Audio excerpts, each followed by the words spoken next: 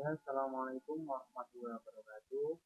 Berjumpa lagi pada modul interaktif Exchange Database pada pertemuan ke-14 dengan materi data warehouse dan decision support.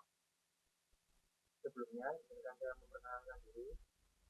Saya Miko Asnanda Fahmi dari kelas 2 D3 Teknik Informatika A Politeknik Elektronika Negeri Surabaya dengan NRP 2110 dan 121 dengan dosen pembimbing Bapak Renda Asmana. Ya, pada pertemuan kali ini ada 3 pokok bahasan yang nanti kita bahas. Yang pertama adalah arsitektur data warehouse, yang kedua implementasi data warehouse, dan yang ketiga view and decision support system, seperti yang sudah kita bahas di pertemuan ke-13 sebelumnya. Ya, jadi di sini ada beberapa tujuan belajar yang harus kita capai. Jadi yang pertama adalah memahami hubungan antara data warehouse dan decision support. Yang kedua, dapat mendesain model data multidimensi. Yang ketiga, memahami online analytical process atau yang bisa dikenal dengan OLAP. Yang keempat, memahami arsitektur dan implementasi data warehouse. Dan yang terakhir, memahami penggunaan view pada aplikasi decision support. Langsung saja yang pertama, pada pokok bahasan pertama yaitu data warehouse. Suatu data warehouse didasarkan kepada suatu model data multidimensi yang melihat data dalam bentuk kubus data. Ada 2 dimensi yang mempengaruhi data warehouse, yaitu 1. Dimensi table adalah item atau type. Yang kedua mengenai adalah tabel fakta, adalah fakta yang memuat ukuran dan fungsi untuk setiap dimensi table terkait. Ya, di sini ada contoh dari arsitektur data warehouse.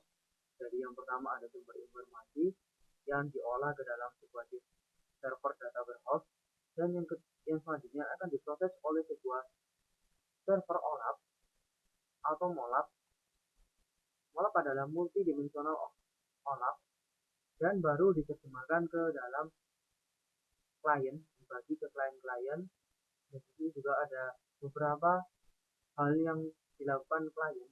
Yang pertama adalah analisis dari informasi yang tadi diolah. Ada juga query reporting atau pelaporan dari data yang sudah diolah sebelumnya. Yang ketiga adalah data mining. Di situ juga ada rollup atau yang biasa dikenal dengan relational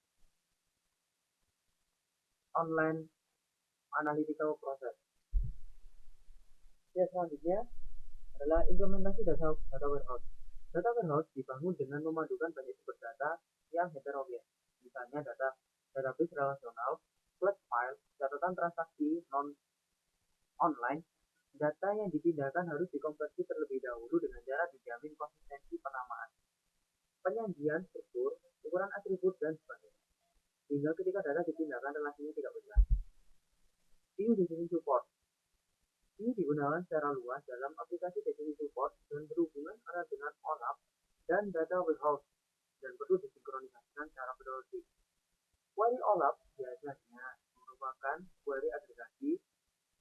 Ada beberapa contoh view, yaitu ada contoh dari penggunaan view pada decision support system. Ya, seperti itu pada pertemuan ke-14 ini. Dan di sini ada ringkasan materi dari beberapa poin pokok bahasan yang sudah kita bahas sebelumnya. Yang pertama adalah aplikasi decision support adalah aplikasi yang memerlukan view yang menyeluruh pada segala aspek perusahaan dan didapatkan dari data yang berasal dari berbagai sumber.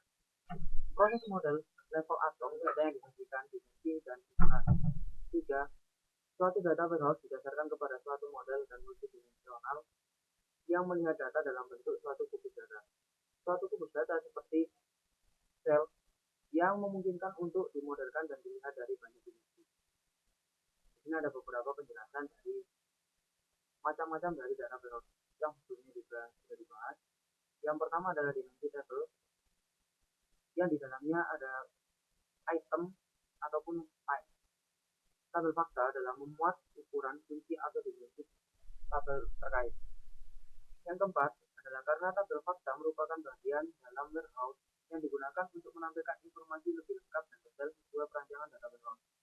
Yang kelima adalah view digunakan secara luas dalam aplikasi decision support dan berhubungan erat dengan OLAP atau online analytical process. Data warehousing dan perlu disinkronisasikan secara berlebihan. Query OLAP biasanya merupakan query efektif. Ya seperti itu pada pertemuan ke-14.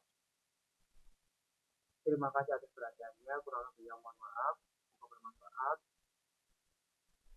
dan sampai jumpa di modul-modul selanjutnya. Assalamualaikum warahmatullahi wabarakatuh.